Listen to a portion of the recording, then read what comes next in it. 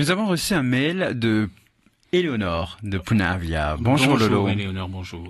Mercredi soir, on avait envie de sortir entre copains pour la fête de la musique. On s'est retrouvés dans un endroit sympa que je ne citerai pas, sauf que à 21h, passé de quelques minutes, il y a eu une interruption parce que des riverains se seraient plaints du bruit. La soirée n'était plus la même. Ensuite, est-ce que ce n'est pas exagéré, moi Lolo? Et il y a en Polynésie des gens qui apparemment n'aiment pas la musique. Ce mail est intéressant car malheureusement ce n'est pas un cas isolé. Sur les réseaux sociaux, on peut voir notamment l'anecdote relatée par le Pink Coconut qui m'a autorisé à citer son nom, merci Teiva, victime de la même histoire, ainsi qu'un chanteur local également interrompu en plein bœuf par le même genre de réclamation. Il était 21h mercredi, jour de la fête de la musique, et il faisait trop de bruit. Il y a donc des gens qui ne supportent pas la musique en Polynésie, qui pensent que musique égale bruit, et qui préviennent la police municipale ou la gendarmerie, je ne sais pas, pour se plaindre. Dans le cas du Pink Coconut à Punauia, ce n'est pas nouveau et l'établissement de Teiva LC a déjà tenu compte de ces plaintes en ne faisant venir que des formations acoustiques réduites et pas du gros son électrique. Malgré cette bonne volonté de l'établissement, ce n'est toujours pas supportable pour certains, pour qui le simple fait d'entendre une guitare semble déranger. Le Fénois, ce n'est pas la Corrèze ou le Pas-de-Calais, qui sont par ailleurs deux départements avec leur charme.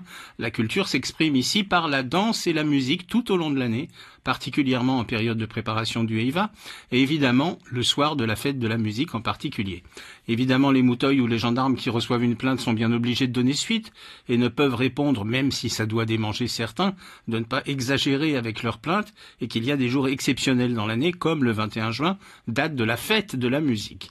La fête de la musique, c'est censé être un rendez-vous de toutes les musiques, le rendez-vous de la musique qui descend dans la rue, l'éclosion spontanée de scènes ouvertes où chacun peut venir tenter sa chance, où les petites formations amateurs côtoient les concerts professionnels. Dans la notion festive de la fête de la musique, il y a le fait qu'on se lâche, qu'on s'amuse, qu'on s'éclate, et donc les rabat-joie professionnels sont priés, eux, une fois par an, de la mettre en veilleuse, de prendre des somnifères et de ne pas se jeter sur leur téléphone pour prévenir les mouteuils au premier coup de toéré ou à la première note de guitare.